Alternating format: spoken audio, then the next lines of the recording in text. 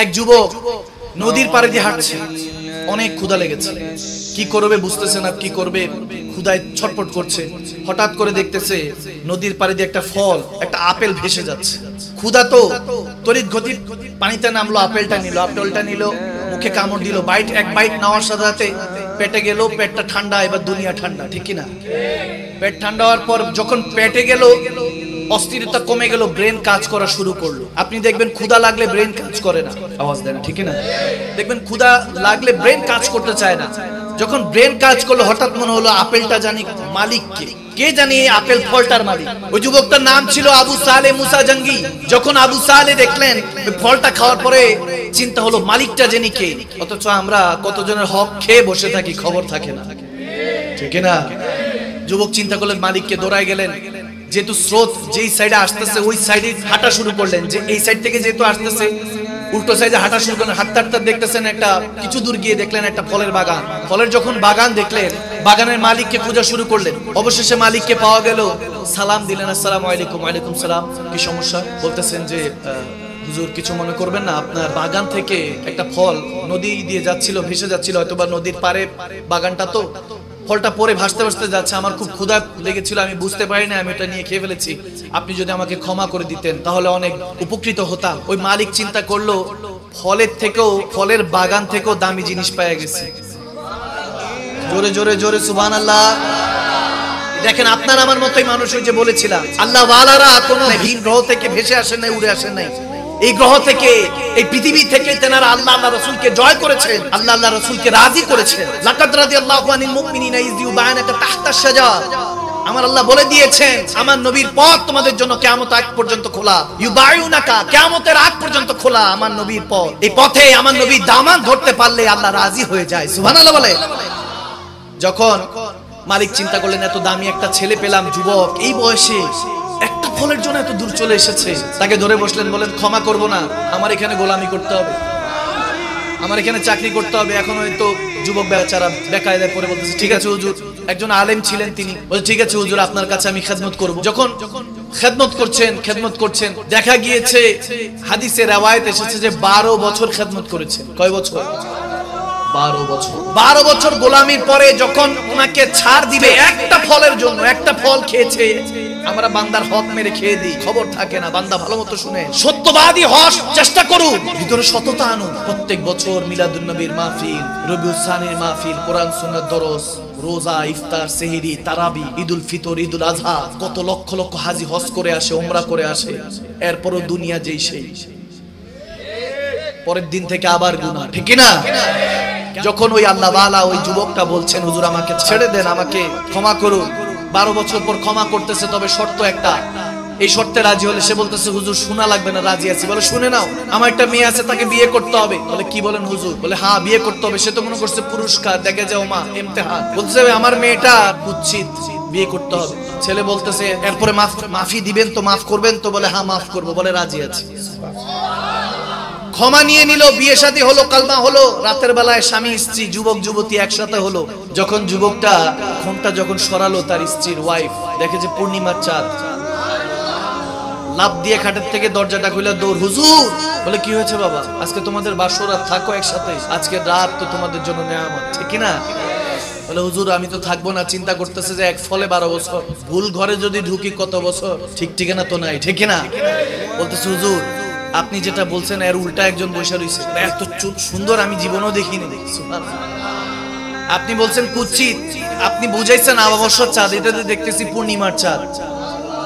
বলে, হ্যাঁ ঠিকই দেখছো, এটাই আমার মেয়ে। বলে, হুজুর কিভাবে হলো? বলে, হ্যাঁ আমার মেয়ে কখনো তার বাবা মা ছাড়া কাউকে দেখে না, এই জন্য বলেছি অন্ধ। আমার মেয়ে এই চেহারা, সূর্য চাঁদও দেখেছি কিনা সন্দেহ, এই জন্য বলেছি কুচ্ছি। মা বাবার হুকুম ছাড়া ঘর থেকে বের হয়নি এক কদম, এই জন্য বলেছি ল্যাংড়া। কখনো মা বাবা ছাড়া কোনো কিছু শুনে নাই, কোরআন তেলাওয়াত ছাড়া কোনো কিছু শুনে নাই, এই জন্য বলেছি বয়রা। জুবান দিয়ে দুরুদে পাক জিকরুল্লাহ আর মা বাপ ছাড়া কোনো কিছু ডাক দেয় না, এই জন্য বলেছি বোবা। বলে, না বাবা এটা তোমার জন্যই গিফট, 12 বছর পর, এই জন্যই তোমাকে লালন পালন। আমার মেয়ে তখন যুবতী ছিল না, প্রাপ্তবয়স্ক ছিল না, এখন প্রাপ্তবয়স্ক হয়েছে, এজন্য তোমার সাথে বিয়ে দিয়েছি। ওনার নাম হলো উম্মুল খায়ের ফাতেমা। ওই কন্যা, ওই যুবতী আর যুবক আবু আবু সালেহ মুসা জঙ্গি, ওই দুজন এত সুন্দর এত সততার মাধ্যমে এত সৎ যখন দুজন একত্রিত হলো, এরকম যুবক যুবতী যখন একত্রিত হলো, এরকম স্বামী স্ত্রী যখন একত্রিত হলো, জামানা তেনাদের থেকে সাইয়েদনা আব্দুল কাদের জিলানী পেয়েছে, হুজুর গৌসে পাক পেয়েছে। আব্দুল কাদের জিলানী রাদিয়াল্লাহু তাআলা পীরানে পীর দস্তগীর মেহবুব সুবহানে কুতুবে রব্বানী সাইয়েদনা আব্দুল কাদের জিলানী আব্বা হলেন আবু সালেহ মুসা জঙ্গি, আম্মা হলেন উম্মুল খায়ের মা ফাতেমা। কেমন যুবক যুবতী একত্রিত হলে এরকম একজন ওলি জন্ম নেয়। এজন্য যৌবন বয়সে নিজেকে নির্ধারণ করতে হবে, আপনি যেমন পাবেন তেমন। যদি চলেন দুনিয়াদারির মধ্যে, তখন নিয়ামতের জিন্দেগি কিয়ামত বানায় দিবে, এরকম আসবে, ঠিক কি না? মা বাপরে বলবে বৃদ্ধাশ্রমে রেখে আসেন, এরকম অসংখ্য দেখেছি আমি, অসংখ্য। এই তো ৩-৪ বছর আগের কথা, যখন করোনা হয়েছে, কেউ কাউকে দেখতে পারে না, কিয়ামতের একটা মঞ্জার দুনিয়াতে আল্লাহ দেখিয়ে দিয়েছে। ওই দিনটা আমরা ভুলতে বসেছি। ভাইয়েরা আমার, বাবারা আমার, ওই সময় গাউসিয়া কমিটির ভাই বাবারা আমাকে জানিয়েছিলেন, এই আগ্রাবাদে যখন একটা হিন্দু ব্যক্তি লাশ সংস্কারের জন্য গেলে, এরা যখন গাউসিয়া কমিটির ভাইরা ফৌজ বাহিনী, মাহাদি আলাইহিস সালামের ফৌজ বাহিনী, সুবহানাল্লাহ বলে, ওনারা যখন নিতে গিয়েছেন, ওই ব্যক্তির নাকি ৩-৪টা বিল্ডিং ছিল, একমাত্র ছেলের নামে লিখে দিয়েছে, অথচ ছেলেটা একটা বাবাকে শুকনো কিছু খাবার দিয়ে ঘরবন্দি করে রেখেছে, পরে লাশটা নিয়ে ৩-৪ দিন পর বের হতে হয়েছে। নাউজুবিল্লাহ পড়বেন না? অন্য ধর্মের কিন্তু ইনসানিয়ত নেই। কেন?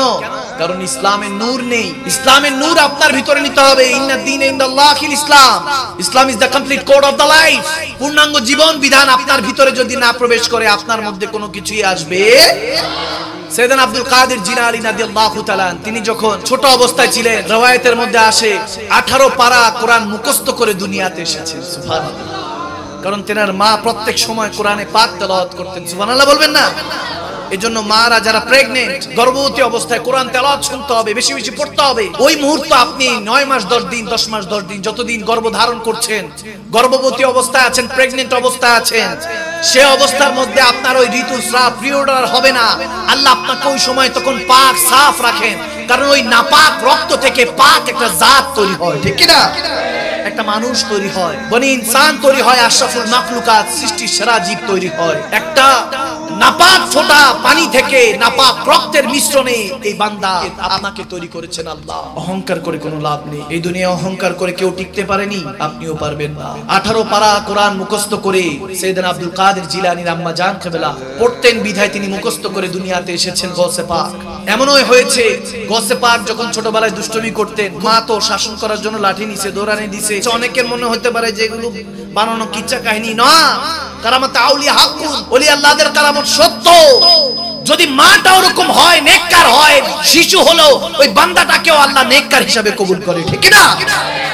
মাদার জাত ওলি হয়, তিনি মায়ের পেটের থেকে ওলি হয়ে বের হয়েছে। কিছু বছর পূর্বে আমি দেখেছি, এক ইহুদি নারীর ঘর থেকে এক ছেলে 5 পারা না জানি 6 পারা কোরআন মুখস্থি করে বের হয়েছে, এক শিশু জন্ম নিয়েছে। সুবহানাল্লাহ। ওই ইহুদি নারীর পাশে এক ঘর ছিল, মুসলমানের ঘর, ওখানের মধ্যে নাকি এক নারী প্রত্যেকদিন কোরআন তেলাওয়াত করতো। ইহুদি মহিলার ভালো লাগতো, গর্ভবতী অবস্থায় সেটা কান পেতে শুনতো। সুবহানাল্লাহ। নাপাক ঘরে পাকের পয়দা হতে পারে যদি জাতটা ঠিক থাকে, নিয়ত ঠিক থাকে, ঠিক না? গৌসে পাক যখন দৌড় দিতেছে, সমস্ত কবরবাসীরা সালাম, আসসালামু আলাইকুম ইয়া আব্দুল কাদের জিলানী, ইয়া গৌসে পাক, সালাম দিছে। গৌসে পাকের আম্মা জান দেখে তো অবাক, স্ট্রেঞ্জ, তাকায় আছে যে মুর্দা সালাম দিতেছে, আমার বাচ্চারে 7-8 বছরের বাচ্চারে সালাম দিতে, অবাক হয়ে গেলেন। তখন আম্মা জান কেবলা বুঝতে পারলেন আমার ছেলে 8-10টা ছেলের মতো না, পাঠিয়ে দিলেন জিলান থেকে 40 দিরহাম এরখানে পকেটের মধ্যে বেঁধে দিলেন, সুই সুতা দিয়ে বেঁধে দিলেন, কেউ যাতে না দেখে। ওয়াকিয়াগুলি এই জন্য স্মরণ করিয়ে দিচ্ছি যাতে আপনার রিভাইজ হয়। যত বেশি পড়বেন, যেমন সূরা ফাতিহা, আপনি যত বেশি পড়বেন তত বেশি মনে থাকবে। সূরা ফাতিহা যেমন 5 ওয়াক্ত নামাজের প্রতি রাকাতে পড়তে হয়, এটা দ্বারা আল্লাহ বুঝিয়ে দেন ইহদিনাস সিরাতাল মুস্তাকিম, ইয়া আল্লাহ almighty please guide us to straight path. আপনাকে আল্লাহ বুঝায়, বান্দা পড়তে থাক, আল্লাহ আমাকে দেখাও সেই পথ যে পথে তোমার স্বজনরা, তোমার প্রিয়রা চলেছে, ঠিক না? আল্লাহর কাছে প্রার্থনা করি, প্রতি রাকাতে পড়ি। এরভাবে আপনাকে রিভাইজ দিতে হবে। প্রত্যেকটা হাদিস, প্রত্যেকটা কোরআনের আয়াত, ওয়াকিয়া। ডাকাত চেক করছে সবাইকে, কাউকে পাচ্ছে না। যখন গৌসে পাক আব্দুল কাদের জিলানীকে, ছোট্ট আব্দুল কাদের জিলানী বাচ্চা অবস্থায় যখন চেক করছে, তখন গৌসে পাক বলতেছে তুমি তালাশ করলে পাবা না, তবে আমার কাছে 40 দিরহাম আছে। সুবহানাল্লাহ, কোন সুবহানাল্লাহ বলেন না? বলে 40 দিরহাম আছে। এখন ওই চোর ভালো মতো তালাশ করে দেখে পায় না, সর্দারকে ডাক দিল। সর্দার বলতেছে কি ব্যাপার আছে আপনার কাছে? বলে হ্যাঁ আমার কাছে 40 দিরহাম আছে। বলে কোথায় আছে? তখন তিনি বলতেছে একটা ছুরি দেন, নাইফ। ছুরি নিলেন, পকেট কেটে 40 দিরহাম যখন বের করলেন, ওই ডাকাত তো অবাক। বলে কি বলেন? আপনি তো না দেখালেও পারতেন, আপনি দেখাচ্ছেন কেন? তখন তিনি বলতেছেন আমি ইসলামের অনুসারী, আমি নবীর উম্মত। আল কাযবু হিলাক ওয়াল কুফরু যুলমাতুন, মিথ্যা ধ্বংস করে, কুফরি অন্ধকারের দিকে নিয়ে যায়, ঠিক না? বলে আমি মিথ্যা বলি না, মিথ্যা বলা মহাপাপ, কারণ এই মহাপাপ থেকেই পাপের শুরুয়াত হয়। একটা মিথ্যা দাবা চাপা দেওয়ার জন্য বান্দা 100টা মিথ্যা বলে ফেলে, ঠিক না? বলতেছে আমি মিথ্যা বলি না। তখন ওই ডাকাত অবাক হলেন, বেলায়েতে চোখ দিয়ে যখন হয়তোবা ফায়েজ দিয়েছেন, মুনাওয়ার হয়ে গিয়েছে। সে ডাকাত বলতেছে আমি কলমা পড়তে চাই, আপনার হাতে বায়াত হতে চাই। সুবহানাল্লাহ। কালমা পড়ে মুসলমান হয়ে গেলেন। গৌসে পাক ফায়েজ দিয়ে বলেন, দায়িত্ব দিয়ে দিলেন, পাঠিয়ে দিলেন। 40 কাফের মুসলমান হলেন। দেখেন সাইয়েদানা গৌসে পাক কলিকুল সম্রাট যেদিক দিয়ে যাচ্ছে ওদিক দিয়ে দ্বীনের খেদমত চলছে। এরকম সন্তান আপনার ঘরেও হতে পারে যদি আপনি ওই দ্বীনের গাইডলাইন্স, আহলে সুন্নাত ওয়াল জামাত, একমাত্র দ্বীনের মধ্যে, ইসলামের মধ্যে সঠিক পথ, ওই পথের দিক নির্দেশনা আপনাকে দিতে হবে। বাইতে রাসূল, বাইতে খোদার দিক নির্দেশনা আপনাকে দিতে হবে। যখন গৌসে পাক এভাবে যাচ্ছেন যাচ্ছেন একের পর এক, এরপরে দেখা গিয়েছে গভীর খেয়াল, তিনি যখন মাদ্রাসায় গিয়েছেন, গায়েব থেকে আওয়াজ এসেছে ওই মাদ্রাসার যিনি হেড মুহাদ্দিস মুফতি ছিলেন, মুফতি আজম, তেনার কাছে গায়েব থেকে আওয়াজ আসলো, এ মুফতি, তোমার মাদ্রাসার মধ্যে দরস নেওয়ার জন্য অলিকুল সম্রাট এসেছে, সুবহানাল্লাহ, ইস্তেকবাল করো। তিনি তেনার শিক্ষকদেরকে নিয়ে দৌড়ায় গেলেন। শিক্ষকরা একটু অবাক, বলতেছে কার জন্য ইস্তেকবাল দেওয়ার জন্য, ওয়েলকাম জানানোর জন্য গিয়েছে। গিয়ে দেখে এক ছোট্ট বাচ্চা। বলে হুজুর এই বাচ্চার জন্য আমরা আসছি এই সবাই? বলে হ্যাঁ ইনার জন্য এসেছি, এত কথা বইলো না, চলো। এখন হুজুর তো সবাইকে সবকিছু বলতে পারবে না। তিনি একজন আল্লাহর ওলি ছিলেন, মুফতি আজম ছিলেন, শাইখুল ইসলাম ছিলেন। তিনি হুজুর গৌসে পাক আব্দুল কাদের জিলানীকে নিয়ে গেলেন। মজার বিষয়, এখন প্রত্যেক শিক্ষক নালিশ নিয়ে আসছে মুফতি সাহেবের কাছে। প্রিন্সিপাল যিনি, তেনার কাছে নিয়ে আসছে। সব শিক্ষকরা সবাই নালিশ দিতেছে, হুজুর আব্দুল কাদের তো খুব ডেঞ্জারাস ছেলে, তাকে নিয়ে পারা যাচ্ছে না। বলে কি হয়েছে? বলে যখন পহেলা আউয়ালে দিলাম, সে দেখতেছি যে 5ম ক্লাসের পড়া আমাদেরকে শোনাচ্ছে, সুবহানাল্লাহ। এরপর 5ম ক্লাসে দিলাম, দেখি 10ম ক্লাসের পড়া আমাকে শোনাচ্ছে। এরপর 10ম ক্লাসে দিলাম, দেখি যে মুফতি মুহাদ্দিসের কিতাব পড়ে শোনাচ্ছে। বলে এরকম ছাত্র তো জীবনেও দেখি নাই, এটা কেমন ধরনের ছাত্র? হুজুর বলতেছে তোমাদের সাধ্য নাই এনাকে পড়ার, এনাকে আমার কাছে আনো। নিজের কাছে নিয়ে নিলেন। দেখা গেল তখনকার দিনে ছুটি পড়লো, তখন এই প্রিন্সিপাল হুজুরের কাছে এক বৃদ্ধ আসছে, 80-90 বছরের বৃদ্ধ এসেছে, যে ছুটির মধ্যে কোনো যদি ছাত্র দিতেও লজিং হিসাবে থাকবে। ওই বৃদ্ধর একটাই মাত্র বউ, সন্তান নেই, খেদমত করবে, একটা ছাত্র চেয়েছে। এসে হুজুর কাছে বলে গেছে। হুজুর বলতেছে আগামী কালকে আসো, তোমাকে একটা ছাত্র দিয়ে দিব, তোমার কাছে থাকবে মাসখানেকের জন্য। এখন হুজুর ছোট্ট আব্দুল কাদের জিলানী গৌসে পাককে দাওয়াত করলো যে আমার বাসায় আসবেন আপনি, আগামী কালকে খাবারের দাওয়াত। সুবহানাল্লাহ। শিক্ষক দাওয়াত দিচ্ছে ছাত্রকে, আল্লাহু আকবার। শিক্ষক দাওয়াত দিচ্ছে কাকে? ছাত্রকে। এখন ছুটি পড়ে গেল। গৌসে পাক বলতেছেন হুজুর যতদিন পর্যন্ত আমি আলেম না হব, মাকে বলেছি ততদিন পর্যন্ত বাড়ি ফিরবো না। সুবহানাল্লাহ বলে। গৌসে পাক হয়ে গেলেন। তখন প্রিন্সিপাল হুজুরের কাছে দাওয়াত খেতে যখন গিয়েছেন, বাসায় আসলেন, দাওয়াত টাওয়াত খাইলেন। ওই বৃদ্ধ অপেক্ষা করছে, খাবার দাবার হলো। বৃদ্ধকে বললেন যে এই যে যিনি আছেন, এই ছোট্ট বাচ্চা আব্দুল কাদের, ওনার নাম, জিলান থেকে এসেছে, আপনি তেনাকে নিয়ে যান, আপনার বাসায় এখন থাকবে, যদি কোনো কাজ থাকে তিনি করে দিবেন, সমস্যা নেই। ছোট্ট আব্দুল কাদের জিলানী শিশু অবস্থায় বলতেছেন আমার 3টা শর্ত। কয়টা? বুড়া দেখতেছে এমনি হ্যাংলা পাতলা, নিতে ইচ্ছা করতেছেন, আবার শর্ত কিসে? বলছে কি শর্ত? আব্দুল কাদের জিলানী শর্ত দিচ্ছেন। বলতেছে শর্ত হলো আপনার যে কাজ আছে সেই কাজ আমি করে দিব, এরপর আমাকে ডিস্টার্ব করা যাবে না। প্রথম শর্ত, আমাকে ডিস্টার্ব করা যাবে না, আমাকে বিরক্ত করা যাবে না। দ্বিতীয়ত, আমার রান্না ওযু অবস্থায় করতে হবে এবং কাপড়টা ওযু অবস্থায় ধুয়ে দিতে হবে। মুশকিল ফয়সালা শর্ত। বলে ঠিক আছে। তারপর বলে থার্ড ওয়ান, যখন আমি দরজা বন্ধ করে দিব আমার রুমের, আমাকে বিরক্ত করা যাবে। কঠিন শর্ত। বৃদ্ধ হুজুরের দিকে অসহায় ভাবে তাকায়, হুজুর কারে দিতেছেন আপনি? এরে নিয়ে গেলে তো আমি মুসিবতে পড়বো, আমার উপকারের থেকে অপকার বেশি। এখন হুজুরের কথা তো ফেলতে পারবে না, বলতেছে নিয়ে যাও। জি, ওই বৃদ্ধ বলতেছে জি হুজুর। নিয়ে গেল। হুজুর গৌসে পাক আব্দুল কাদের জিলানী গিয়েছেন, কাজকর্ম করেন, দেখতেছেন যা কাজ দেয় 5 ঘন্টার কাজ 1 ঘন্টায় শেষ। সুবহানাল্লাহ। করে টোরে খাবারও খাচ্ছেন, খাবার খাচ্ছেন, খাওয়ার আগে জিজ্ঞেস করতেছেন খাবারটা কি ওযু সহকারে বানানো হয়েছে? বলে হ্যাঁ ওযু করেই রান্না করেছে। বলে আমার কাপড়টা কি ওযু করে ধুয়ে দেওয়া হয়েছে? বলে হ্যাঁ ধুয়ে দেওয়া হয়েছে শর্ত অনুযায়ী। বুড়া বুড়ি দুজন নারাজ। বলে কাকে ধরে নিয়ে আসছেন? আমাদের খেদমতের থেকে দেখি ওনাকে খেদমত করতে হয় বেশি। এখন বলে কিছু বলা যাবে না, হুজুর শাইখুল ইসলাম দিয়েছেন। দেখতে দেখতে হুজুর গৌসে পাক কাজ করে দরজা বন্ধ। এখন দেখে কি ব্যাপার, দরজা যখন বন্ধ হয়েছে 1 দিন 2 দিন 3 দিন 4 দিন পার হয়ে যায়, দরজা খুলে না। বুড়ি ডাক দিয়ে বুড়াকে বলে যান দেখেন মরে গেছে কিনা দেখেন। যায় দরজা যখন নক নক করতেছে, গৌসে পাক দরজা খুলে দিলেন একটু বিরক্ত সহকারে। কি হয়েছে? সালাম আদান প্রদান হলো। বলে না আপনি জিন্দা আছেন? বলে হ্যাঁ আমি জিন্দা আছি। কোনো কাজ আছে? বলে না। বলে তাহলে আমাকে বিরক্ত করেন না। বলে 3 দিন 4 দিন দরজা বন্ধ, বিরক্ত করবো না আপনারে? আমাদের টেনশন হয়তো। হুজুরকে কি জবাব দিব? বলে না আমি ঠিক আছি, বিরক্ত করবেন না। আবার দেখতে দেখতে এরকম মাস 2-1 পারি দেওয়ার পর দেখতেছে একদিন দেখতেছে সপ্তাহ পার হয়ে গেল। 1 সপ্তাহ হয়ে গেছে দরজা খোলে নাই, কোনো খাওয়া নাই, লেনা নাই, দেনা নাই, কোনো অবস্থা নাই। বুড়ি বলতেছে বুড়াকে যান খবর নেন, মনে হয় আজকে সত্যি সত্যি মারা গেছে, যান খবর নেন। দরজা নক নক হলো, দরজা খুলে গেল। হুজুর গৌসে পাক বলে কি হয়েছে? সুবহানাল্লাহ। বলে কি হয়েছে মানে মাথা খারাপ হয়েছে আর কি। এগুলো কোনো কথা? আপনি দরজা বন্ধ করলে খুলেন না, 1 সপ্তাহ খবর নাই। বেলায়েতের ক্ষমতা অন্য জায়গায়।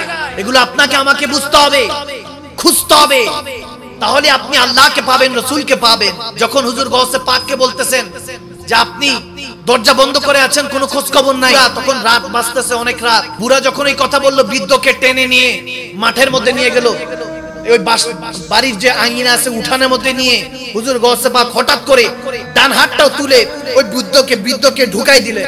ঢুকাই যখন দিলেন, চাদর ছিল, ঢুকাই দেওয়ার পরে গৌসে পাক আব্দুল কাদের জিলানী ওই বৃদ্ধকে বলতেছেন বলেন কই আছেন? ওই বৃদ্ধ চোখ খুলে দেখে যে নবীজি বসে আছে, মদিনাওয়ালা বসে আছে। দেখেন এরকম মজলিস, চারপাশে সব নুরানি মানুষ, এক জায়গায় সিদ্দিক আকবর, ওমর ইবনুল খাত্তাব, আহলে বায়াতের সদস্যরা, ইমাম হাসান হোসেন, অনেকে বসে আছে। হুজুর গৌসে পাক আছেন, জুনায়েদ বাগদাদি আছেন, ইমাম তাফতাজানি আছেন, বড় বড় ওলি আল্লাহরা বাম সাইডে বসা, ডান পাশে ওলি আল্লাহদের সাথে সাহাবায়ে রাসূলরা বসা, গৌসে পাক আহলে বায়াতরা বসা, মাঝখানে আমার নবী বসা, খেতাব করতেছে। ওই বৃদ্ধকে বলতেছে কি দেখা যায়? বলে হুজুর সবাইকে দেখতেছি। বলে আমাকে দেখোসনি? বলে হ্যাঁ হুজুর আপনাকেও দেখা যাইতেছে নবীজির পাশে। বলতেছে এরপর দেখ আর কাউকে চিনোস কিনা? ওই লক্ষ লক্ষ নুরানি ওই সকল ওয়ালাদের সাথে দেখতেছে ওই বৃদ্ধ নিজেও বসে আছে। বলে হুজুর আমিও তো আছি। বলতে দেরি নেই, গৌসে পাক গর্দানটা উঠিয়ে বলতেছে 40 দিন ধরে বাড়ির বাইরে আসো, যা বোন সাথে দেখা করে আয়। 40 দিন ধরে তুই বাড়ির বাইরে আছিস, বউর সাথে দেখা করে আয়। ওই বৃদ্ধ বলতেছে কি বলেন হুজুর 1 মিনিট 2 মিনিট হয়েছে, কি 40 দিন নাই? যায়া যখন বুড়ির কাছে গেছে, বুড়ি তো বুড়ারে ধরে যত রকমের কান্না আছে ধইরা, কই গেছো, কি করলাম, তোমার কি কোনো দোষ হয়েছে, কোনো কিছু কি বলেছি? বলে কি হয়েছে? বলে 40 দিন ধরে আপনি কোথায় ছিলেন? বলে কি বলে? বুড়ির মাথাই খারাপ হয়েছে, বুড়ি অবস্থায় মাথাই খারাপ হয়েছে। ফজরের নামাজ পড়লেন, নামাজ পড়ার পরে মুসল্লিরা সালাম দিতেছে, মুরব্বি আপনি কেমন আছেন? কোথায় ছিলেন 40 দিন? কই ছিলেন? হজে গেছেন নাকি? সুবহানাল্লাহ। বলে কি বলে? মুসল্লিদের মাথা খারাপ নাকি? এরপর যখন এলাকায় বের হইছে সবাই সালাম দেয় বৃদ্ধ লোককে, তিনি অবাক, বুঝতে আর দেরি হলো না, এই সব বেলায়েতের শাহিনশার কেরামত, ঠিক না? ওলিকুল সম্রাটের বেলায়েতের দৃষ্টি পড়ে গিয়েছে। তেনার কলম যখন খুলে গেল, দৌড়ায় গৌসে পাকের কদমে গেলেন, গিয়ে বলতেন হুজুর আমাকে মাফ করেন, আমি এখনই কলমা পড়বো, আপনার হাতে বায়াত নিব। তিনি বায়াত নিয়ে কাজী সিলসিলায় দাখিল হলেন। ওই বৃদ্ধ তখন দৌড়ায় তার বুড়ার কাছে, স্ত্রীর কাছে, বুড়ির কাছে গিয়ে বলতেছে আজকে থেকে আমার গৌসে পাকের আব্দুল কাদের জিলানীর ওযু সহকারে ভালো মতো মহব্বত নিয়ে রান্না বান্না করবা, কাপড় ধুয়ে দিবা। বিউরি বলতেছে মনে হয় 40 দিন করতে ঘুরে এসে বুড়ার মাথায় খারাপ হয়ে গেছে, কি বলতেছেন? বলে না, যা বলতেছি সেটাই করো। এখন বলতে বলতে বুড়ি যখন রাগ হলো, তাদের স্বামী স্ত্রীর মধ্যে ঝগড়া হলো, গৌসে পাকের দিকে গেলেন। কাছাকাছি গিয়ে দেখেন যে গৌসে পাক এরকম রাতের বেলায় বের হইতেছে। বুড়ি বলে এই ছেলেরে নিয়ে আমি মাস 2-1 নিয়ে বহুত টেনশনে আছি, এই ছেলেকে নিয়ে বহুত পেরেশানি আছি, এখন আবার রাতের গভীরে কই যাইতেছে। পিছনে পিছনে যখন যাচ্ছে তখন এক ঝাড়ের মধ্যে দিয়ে লুকিয়ে দেখতেছে। আগেরকার দিনের মানুষের শ্রবণ শক্তি অনেক ভালো ছিল, ঝাড় থেকে দেখতেছে হুজুর গৌসে পাক আব্দুল কাদের জিলানী একটা কবরস্থানের সামনে এসে বসে আছে। এক বৃদ্ধ মহিলা কাঁদতেছে, তেনার কাছে গিয়ে বসলেন। বলতেছে কি হয়েছে মা, কাঁদতেছেন কেন? ওই বৃদ্ধ ওই মহিলা ওই মাটা বলতেছে আমার সন্তান নাই, স্বামী নাই, একটাই সন্তান ছিল, আজকেই মারা গিয়েছে। তখন গৌসে পাক আব্দুল কাদের জিলানী বলতেছে জিন্দা করে দেই, কিছু বলবেন না তো, কিছু মনে করবেন না তো? তখন ওই মহিলা বলতেছে কি বলেন, মস্করা কেন করেন, আজকে এমনি আমার সন্তান হারিয়েছি, কি আপনি জিন্দা করে দিবেন? জান মালের দায়িত্ব তো সে আল্লাহ। তিনি বলতেছেন হ্যাঁ আল্লাহরই দায়িত্ব, তবে আল্লাহর কাছে রিকোয়েস্ট করনে ওয়ালাও এই দুনিয়াতে আছে। তখন ওই মা বলতেছে কি বলেন, বলে হ্যাঁ। তখন ওই গৌসে পাক বলতেছেন কুম বিইজনিল্লাহ, কোন জায়গায় এসেছে কুম বিইজনি বলেছেন কুম বিইজনি, যে আমি বলতেছি আব্দুল কাদের আল্লাহর হুকুমে দাঁড়িয়ে যা। ওই যুবক মৃত অবস্থায় দাঁড়িয়ে গেল, দাঁড়িয়ে সালাম দিচ্ছে। ওই মা তো অবাক হয়ে গেল। তখন মা ছেলেকে কালমা পড়িয়ে আবার বায়াত দিয়ে তাদেরকে ফায়েজ বরকত দিয়ে পাঠিয়ে দিলেন যে তোমরা অন্য জায়গায় চলে যাও, এখানে তো তোমার ছেলে মারা গিয়েছে জানে, অন্য গ্রামে চলে যাও। চলে গেলেন। এদিক দিয়ে ওই বুড়ি বাস ঝাড় থেকে এই কাহিনী দেখে অবস্থা খারাপ, যখন দেখে মুর্দা জিন্দা হয়ে গেছে, মাথা খারাপ হয়ে গেছে, তখন বুড়া খুঁজতেছে আমার বুড়ি কই গেল। হুজুর গৌসে পাকের কাছে আসলেন, বলেন হুজুর আমার বুড়িকে পাচ্ছি না, আমার স্ত্রীকে পাচ্ছি না। বলে ওই বাস ঝাড়ে পড়ে আছে, কারামত দেখছে তো, মাথা ঠিক নাই। যতক্ষণ পর্যন্ত কারামত বান্দা দেখে না ততক্ষণ পর্যন্ত আল্লাহ সেজদা কি, নবী দুরুদ কি তা বান্দা বুঝতে পারে না। যখন দেখে যায় তখন তার কলব খুলে যায়, কাশ খুলে যায়, তার সে চোখ বন্ধ করেও তো দুই কাঁধের ফেরেশতা দেখে, চোখ খুললেও দুই কাঁধের ফেরেশতা দেখে, চোখ বন্ধ করেও নবীকে দেখে, আল্লাহকে দেখে। মান রানী ফাকাত জাল হক, যে নবীকে দেখে সেই তো আল্লাহকে দেখে। গৌসে পাকের কাছে বুড়ি এবং বুড়া দুজন দৌড়ে আসলো, কলমা পড়লো, বায়াত নিল, তওবা করলো, বলল হুজুর আজকে থেকে আপনার যেভাবে বলবেন সেভাবে চলবো। তখন হুজুরের কাছে আবদার করলো হুজুর আমরা নিঃসন্তান, একটা সন্তান দেন। তখন হুজুর বললেন যে আপনাদের কোনো সন্তান নাই। চোখ বন্ধ করে বলে তোমাদের কোনো সন্তান নাই। তখন তারা বলে উঠলো হুজুর যিনি চোখ বন্ধ করে বলতে পারে কোনো সন্তান নাই, আমার বিশ্বাস আল্লাহর হুকুমে চোখ বন্ধ করে তিনি সন্তানের ব্যবস্থাও করতে পারে। গৌসে পাক বলতেছে যা আমার একজন আওলাদকে তোকে দান করে দিলাম, তার নাম সাইয়েদনা মহিউদ্দিন ইবনুল আরাবী। সুবহানাল্লাহ বলেন। আল্লাহ